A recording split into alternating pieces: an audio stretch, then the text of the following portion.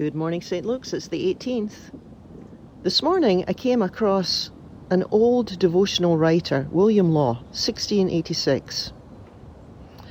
He was a pastor in the Church of England, but he lost his position because his conscience wouldn't allow him to take the required oath of allegiance to King George I.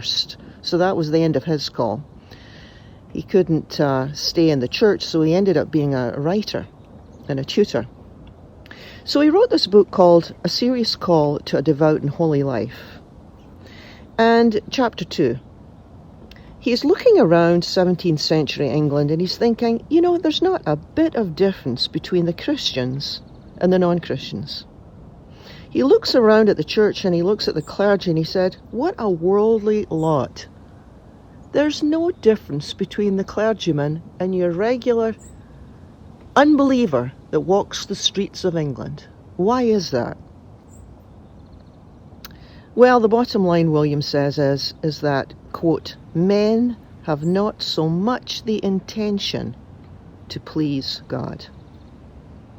That's what's lacking, William says. When you look at the church, whether it's the clergy or the people, if their lives are not markedly different, they have no intention to please God. And the end result is the followers of Christ can become as foolish as the world.